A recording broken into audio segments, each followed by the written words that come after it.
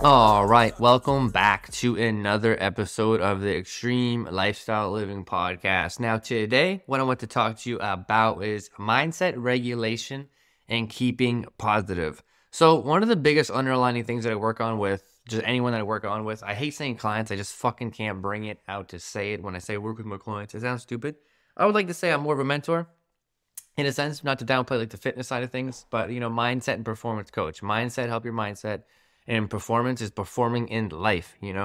So with mindset regulation, there's a huge part that I talk about with like mindset tuning, habit regulation, like figuring out the structure for your life to not only one, like remove things that don't align with you, but like get into a position to get more things to align with you, abundance, opportunities, things like that.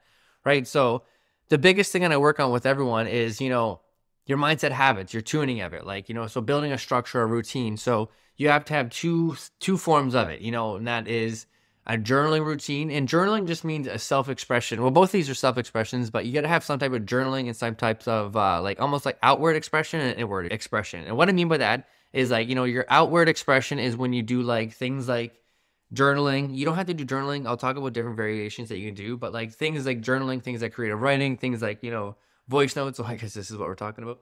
But like things that like get things off your mind, things that help you self-express. Like, I just talked to one of my friends recently, and there's a group that like, I think, I don't even know, but probably by the time I release this episode, I may have already went to one of them, one or two of them.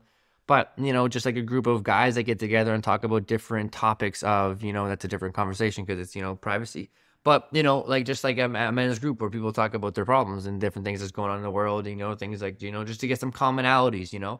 And I think it's cool because that's outward expression. You know what I mean? You're able to like, articulate yourself because you can't bottle it up, because a lot of people have this like fucking horrible ideology of what journaling is. But journaling is just giving yourself a pocket of time to literally figure out an outward expression, like get things off your head, get things and understand what's going on. Because once you can figure out how you're operating and like, how you carry stress, how you like carry anxiety, how you carry like negativity, motivation, discipline, all these different things, that's the better way that you can start to learn how to like remove things out of your life that don't align with you and start to build a foundation and a structure of habits and winning mindsets and things in your life to get you into more of an abundant side of life, right? So that's more of like an outward. Inward is, like ingesting information, whether it's reading, whether it's mentoring, whether it's education, whether it's like, taking on new experiences, like, cause you gotta like, you gotta ingest things that challenge you physically and mentally, like reading books on new perspectives, reading education and like, challenging, like, like, I don't know, I'm not in the education sector, like, whether you want to become a lawyer, a doctor, like get your master's degree or anything like that, like that's inward expression, and that's why I'm big on mentorship because I've taken on I've taken on probably almost 7, 8 mentorship programs and mentorship programs. Yeah. Like, well, not, I've had 8 people in total, but I have other people I look up to in regards to help, like with my inward expression to help in like change, like who I am as a person. That's why when I say I work with people, like I really get into their mindset, and, like, like really help them articulate who they want to become. And there's a term that I sometimes use called build a bitch, build a bear, build a person. And it's so true. You can do physically and mentally, right? Like prime example, right? As men and women, like, I always break it down to 2 sectors. There's people who want to look like physically. 2 people, let's say, easy example. Let's say for men, I want to look like Arnold Schwarzenegger or Chris Bumstead. Cool. That's a good physicality we can try to mimic. Let's say on the right side, it goes like for women. I have no clue who to say for women. I always say, me and Emma joke about it. I always say Laura Croft from Tomb Raider when, yeah, the old school one. But whatever, like that physical version of you of a woman that, like, if you're a woman, we're trying to be a woman, like whatever that looks like for you, it's like that's how you can start to mold your physicality when you look in the mirror, start to change your actual physicality, not your internal and emotional state and who you are as a person inside, but you're outside. And then when you get to the other sector, it's like, who do you want to be as a man? Who do you want to be as a woman? It's like, then you find that person. And me and Emma just talked about this lady earlier, so I'll just use her as an example. But like, let's say you want to look like this woman X, but you want to have more of the demeanor and like, mannerisms and be a woman like Mel Robinson. You know what I mean? Or Chrissy Chella or whatever other, Michelle Obama, whatever the hell this is. I don't know. Just women that I know. But for men too, it's like obviously easier for me to speak on, but it's like, say like I've taken a mentorship from Caleb Betts. He's a guy that's like, he might be a little left wing it now just based on the freedoms stuff. But it's like, I took a lot of mentorship from him in terms of understanding, like just being like who you are as a person. you know. And then like for embodying as a man, like I look up to like, you know, Andrew Huberman, Chris Williamson, like those type of guys that they're podcasters. They also have a great deal of education and things like this. So it's like, I like physically want to look like X, but like my more of like male figure and who I want to kind of have a persona is more of these guys. So it's like, you know, when you understand things like this, you can kind of almost like see different types of habits, different types of structure, different types of lives you got to kind of live.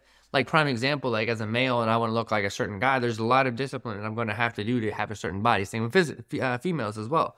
So that's an easy one right there. That's all kinds of habits. So it's like understanding it makes, and I actually talked about this with my injuries with the working out, but that automatically means that if you are committed to making that physical goal yours, then you're going to stay committed to that. You're going to stay persistent, go through towards whatever you got to do. So you got to understand that like fitness is non-negotiable. There's not an option to miss it because it's who you are. And that's a mindset tuning.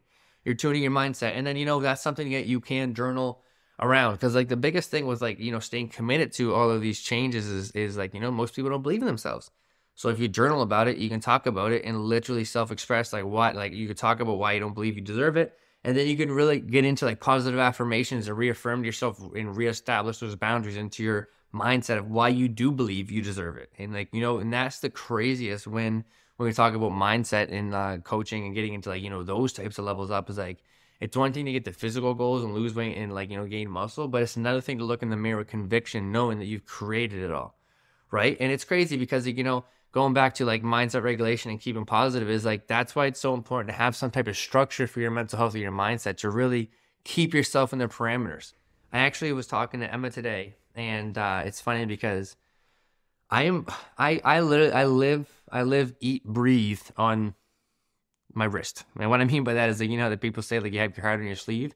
Like I'm there. I'm as real all the time. Like shit, if I see you and I got a lot of respect for you and I'm having the most worst day ever, I will cry in front of you to have a conversation with you because I just have respect for you to give you my time.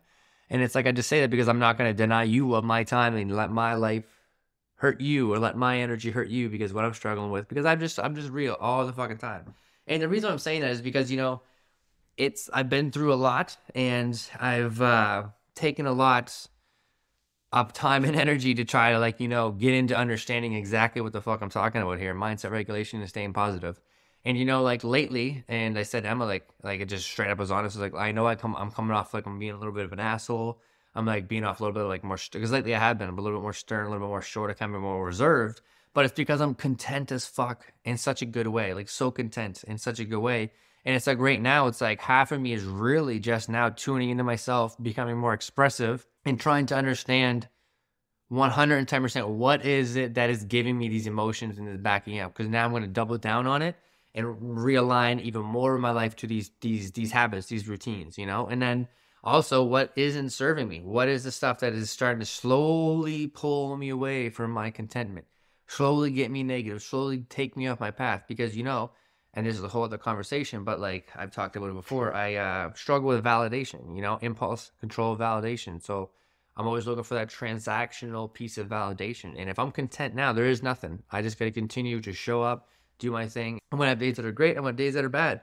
But it's like being content overall is the true level of happiness and perfection because, you know, we're humans. We're biological. We can't be happy as fuck all the day. Like that's like how I say being in the honeymoon phase all the time. But, you know, the mindset habit, the mindset tuning, like journaling, some form of writing is the healthiest way to express yourself, you know?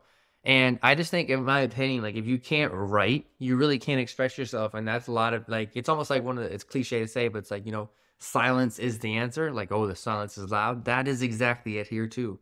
If you can't journal and can't sit down and write your emotions and things like that, then that means you cannot outward express yourself. And that is not a good fucking thing. That means you don't know what you want. You'll never, ever, ever be able to have a clear vision or a clear path. You'll have a general idea, but do you want to be able to like 20/20 vision, scope out your fucking vision?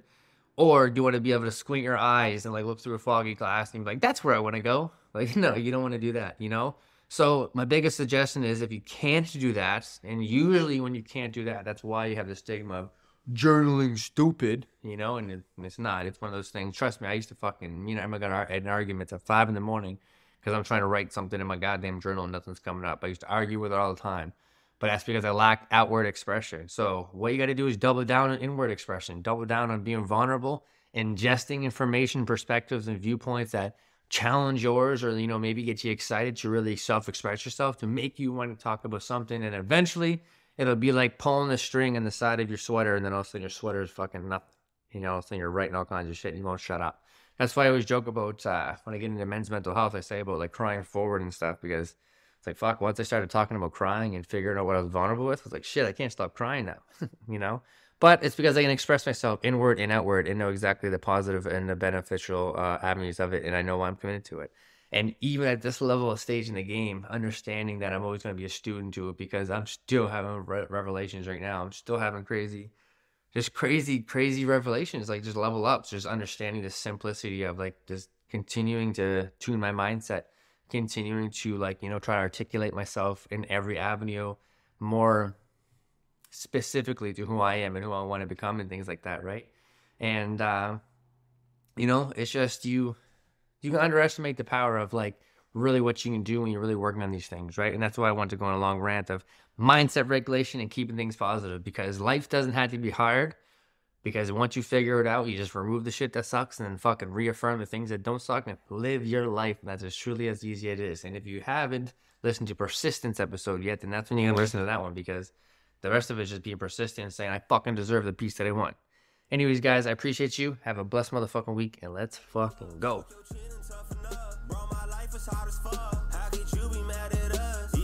We earned our cut, and the best is yet to come. I'ma milk it till it's done. Step to me, I'll never run. You player 2, I'm player 1. Cross you up, that's 1-on-1. I send a text, I know she come. You're the one she blocking out. I'm the one she talk about. Emo girl, I